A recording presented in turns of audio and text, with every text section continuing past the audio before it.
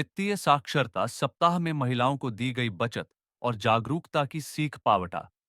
पावटा पंचायत समिति सभागार में वित्तीय साक्षरता सप्ताह का आयोजन किया गया, जिसमें स्वयं सहायता समूह और राजीविका से जुड़ी महिलाओं को वित्तीय जागरूकता की जानकारी दी गई। भारतीय रिजर्व बैंक की पहल पर हर साल मनाए जाने वाले वित्तीय साक्षरता सप्ताह का आयोजन इस वर्ष 24 से 28 फरवरी 2025 तक किया जा रहा है। बैंकिंग विभाग के अमित शर्मा ने बताया कि इस कार्यक्रम का उद्देश्य आम नागरिकों, विशेष रूप से महिलाओं को वित्तीय समझदारी और बचत के महत्व के बारे में शिक्षित करना है।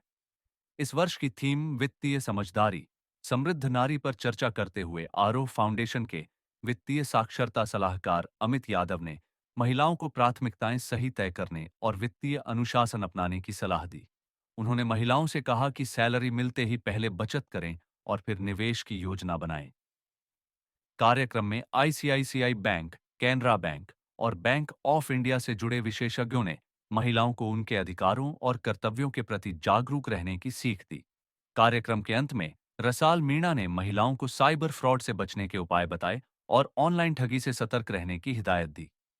भूरी भड़ास में 5 मार्च को भंडारा और जागरण का आयोजन।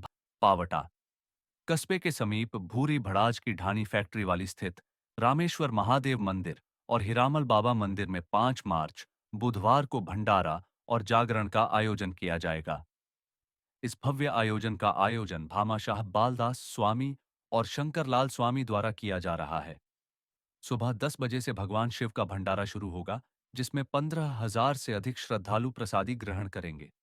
आयोजन में भजनों और सांस्कृतिक प्रस्तुतियों का आयोजन भी होगा, जिसमें अमित चौधरी, छम्मा तिवाड़ी एंड पार्टी, ज्योति यादव, प्रीति लाठवाल, पूजा राव, लक्की भाटिया और विकास प्रजापत अपनी प्रस्तुतियां देंगे। इस कार्यक्रम में राजनीतिक और सामाजिक हस्तियों की उपस्थिति भी रहेगी, जो आयोजन को और भी भव्य बना देंगी। श्याम भक्तों की पदयात्रा 6 मार्च को होगी। पावटा श्री श्याम सेवक परिवार मांजूकोट की 25वीं पदयात्रा 5 मार्च को ग्राम भ्रमण करेगी और 6 मार्च सुबह 9 बजे श्री खाटू धाम के लिए प्रस्थान करेगी। लगभग 150 भक्त हाथों में निशान लेकर इस यात्रा में सम्मिलित होंगे और श्री खाटू धाम तक अपनी यात्रा पूरी करेंगे। आयोजक राजेश शर्मा ने बताया कि यात्रा की तैयारियां पूरी कर ली गई हैं और यात्रा में भक्तों की सुविधा के लिए विभिन्न व्यवस्थाएं सुनिश्चित की गई हैं। यात्रा के दौरान विभिन्न प्रमुख समाज सेवियों और भक्तों को अलग-अलग जिम्मेदारियां सौंपी गई हैं। इग्नू में प्रवेश की अंतिम तिथि बड़ी कोटपूतली इंदिरा गांधी राष्ट्रीय मुक्त विश्वविद्यालय इग्नू के जनवरी सत्र 2025 में प्रवेश की अंतिम तिथि बढ़ाकर 15 मार्च कर दी गई है। इस सत्र में diploma in early childhood education DC जैसे नए पाठ्यक्रमों की शुरुआत की गई है। इसके अलावा बीए, बीकॉम, एमए, राजनीति विज्ञान, ग्रामीण विकास, गांधी एवं शांति अध्ययन सहित कई सर्टिफिकेट, डिप्लोमा और पीजी डिप्लोमा पाठ्यक्रम भी उपलब्ध हैं। महिला विद्यार्थियों को महिला दूरस्थ प्रोत्साहन योजना के तहत प्रवेश शुल्क का पुनर्भरण मिलेगा, जबकि अनुसूचित जाति और जनजाति के विद्यार्थियों को स्नातक पाठ्यक्रमों में नियमानुसार शुल्क में रियायत मिलेगी। सीयूईटी यूजी 2025 की website launch. New Delhi National Testing Agency NTA ने Common University Entrance Test CUET UG 2025 की आधिकारिक वेबसाइट लॉन्च कर दी है। इसके साथ ही आवेदन प्रक्रिया भी जल्द ही शुरू होने की संभावना है।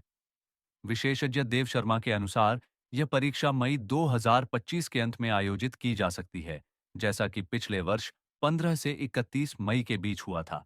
यह परीक्षा देश भर के विभिन्न विश्वविद्यालयों में प्रवेश के लिए आयोजित की जाएगी।